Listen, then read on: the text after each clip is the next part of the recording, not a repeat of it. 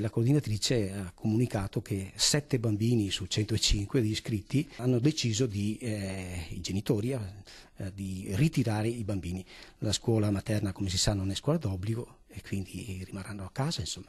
La telefonata ricevuta da Ugo Lessio, se possibile, rende ancora più difficile l'attuale situazione. Un episodio che la FISM si augura possa rimanere isolato, perché se altri genitori, cosiddetti Novax, dovessero agire nello stesso modo, le ripercussioni potrebbero essere pesantissime. Le rette della scuola materna paritaria, quella nostra, quella della FISM, insomma, rappresentano il 65% del bilancio della scuola. La ricaduta economica non è da poco.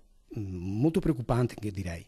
Nel caso specifico dicevo, è quasi 10%, insomma, se mancano 10 bambini su 100 vuol dire che quasi salta una sezione, con le implicazioni anche sul piano del lavoro, perché è evidente che se una scuola ha una sezione in meno licenzia la maestra. A questo si aggiunge una questione di privacy inserita nella circolare ministeriale, da non sottovalutare perché rischia di mandare all'aria il software regionale che dovrebbe incrociare i dati di scuole e ULS, facilitando il lavoro a famiglie e dirigenti scolastici. Prevede che innanzitutto non possano essere trasferiti i dati sensibili, perché sono stati sensibili, da scuola a ULS e ULS a scuola.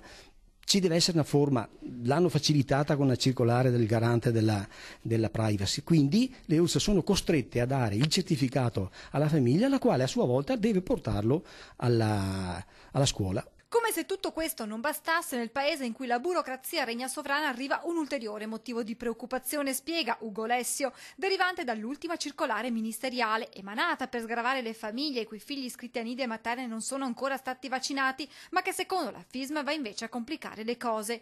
Nel mirino della federazione questa frase in cui si legge che dal 12 settembre non potranno avere accesso ai servizi educativi i minori i cui genitori non abbiano presentato entro l'11 settembre la documentazione. Se accogliamo bambini nella condizione qui scritta, quindi con assenza di documentazione, c'è il rischio che se il bambino si fa male non è coperto dall'assicurazione, quindi La scuola va nei guai. La scuola va nei guai, questa è una novità di oggi purtroppo. Quindi sarete costretti a chiudere le porte a quelle famiglie? Eh sì.